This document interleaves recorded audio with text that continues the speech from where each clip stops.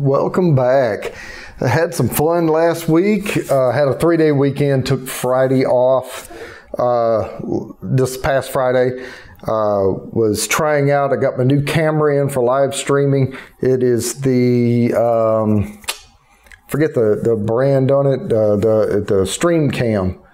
Anyway, it's 60 frames per second. Good little camera. You know, it's not as good as an SLR hooked up, but it's a lot easier to work with because it's just one cord runs in, that's it, boom, and it picks it up right away. Works well with the Mac, so I thought it was good enough. A little bit different on the live streams, but I've got another bourbon review for you today, and we'll get into it right after this.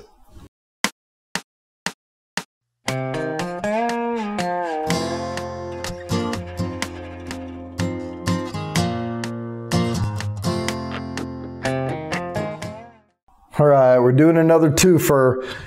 This is me on my quest to figure out whether or not, and I think I've already determined, no, it's not, whether Jefferson's Ocean is worth the money.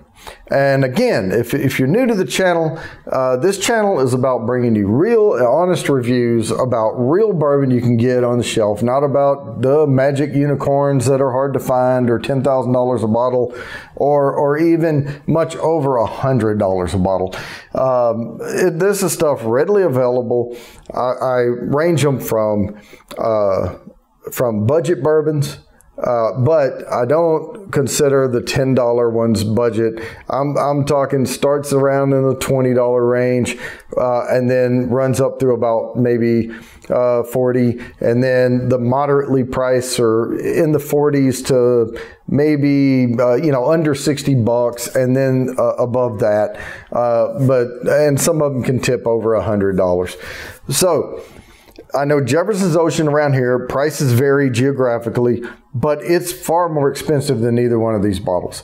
Now, this is the one I got before, and I really enjoyed it. It's Jefferson's very small batch blend of straight bourbon whiskeys. But to be fair, I got the Jefferson's Reserve, very old Kentucky straight bourbon whiskey, very small batch. So we're going to compare these two to see which one is really, truly going to come out on top. Now, I know I've reviewed before. I do like blends. I think sometimes you can get a little more complexity out of stuff with a blend. So we've popped this one before. So let's go ahead and pour a little bit of this. All right, that'll work. Just enough to get a nose and a taste on it. Now, we will do, neither one of these corks are like fantastic, by the way, but we don't judge them by their corks. Get a little bit more of that because this is one that I haven't reviewed. So let's swirl this one. Now we've tasted this one, or I say I have. Let me get some air in it there, and then we'll check the legs on these things. Let's get a good swirl going.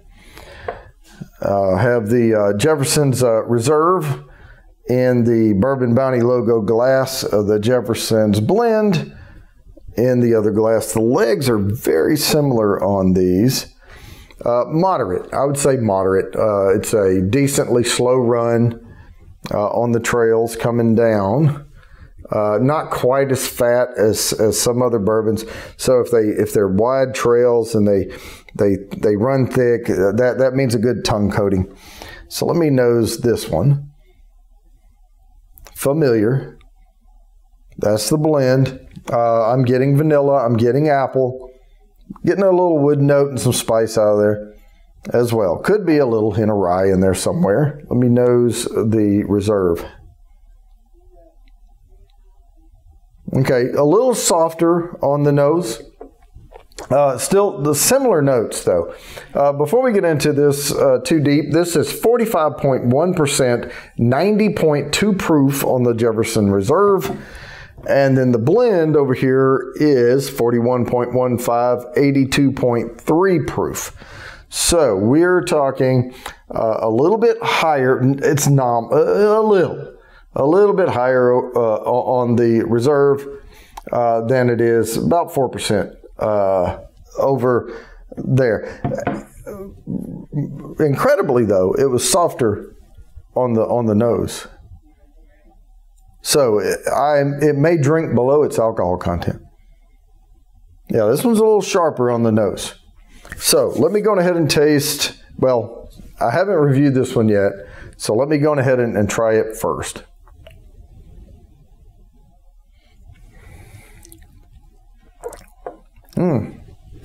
Good fruity.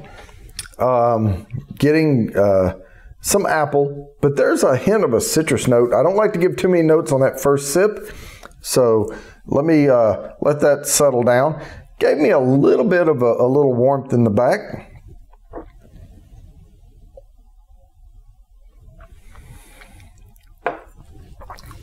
We'll get that forced all around. That is quite tasty. That is very tasty. Good typical bourbon notes, but I'm getting some apricot-y flavors in there. Maybe a little darker mandarin or something on that. Could be the day. I haven't had anything to eat or drink in a while, so today, so I don't think I'm influencing anything. But let me refresh my memory.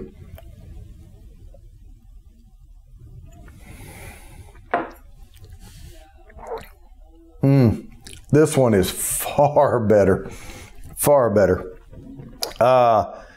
This one, it's given me just a hint of that watered down flavor compared to this one. Now, on its own, it stood up fine, but right after this one, yeah, it's giving me a little watery flavor to it.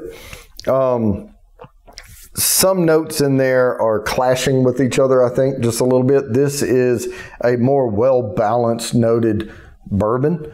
I'm getting caramel into the darker caramel. I'm getting some really, really good fruit notes. Now, it's not like the Duke that's a fruit salad, but, you know, I am getting some hints of things in there. Let me see if I can pick out the grains on this. Don't know if I can. Well, we know it's 51 or more % corn at least.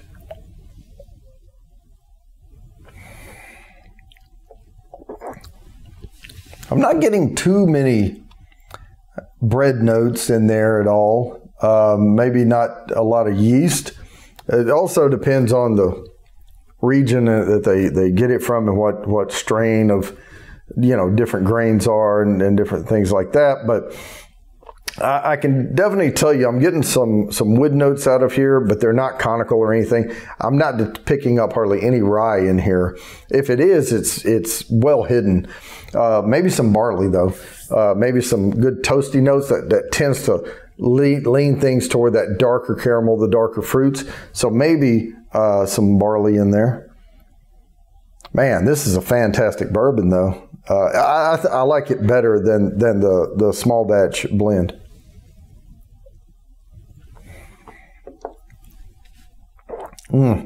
And I would put it up against Jefferson's Ocean any day of the week. I think Jefferson's Ocean's a fine bourbon, don't get me wrong. But for the price point, it's not that much better. It's really not. I think this one is a dang fine bourbon. And now that I've tasted them both, and I said when I was tasting the Jefferson's blend that there were better blends. I had better blends. Old Elk and the Breckenridge, I think, are both superior blends to this one. I don't think this is a bad bourbon. If you had it on the shelf and offered it up, hey, it's a great drink. But yeah, I think there's some that are edging it out a little bit better. If you want to put a blend on your shelf, I would suggest Old Elk or Breckenridge, and stay away from this one. If you want the small batch, very small batch, really good bourbon, but there's a lot of small batches. I mean, Elijah Craig is a small batch. Larceny, even the Knob Creeks are considered small batches. All that means, and we don't really know how many barrels were involved in the small batch. It's just to them, that's a small batch. So it could be 50 barrels. It could be 5,000 barrels. I don't know. I wouldn't say 5,000, but it could be definitely 500. If they're used to you know, bottling out of 10,000 barrels, and they say, oh, well, these 500, we're going to call them a small batch. But we don't know the definition. And there's not one. As far as this one, it has a batch number, bottle number on it. So does this one. This is batch 670. This is 392. Bottle number here is 10,176. So that's a lot of barrels going into that small batch. So there you have it. And I'm going to go ahead and wrap this up. As always, please like and subscribe. Hit the bell down there for notifications. Share me out, and I promise I'll keep bringing you these videos.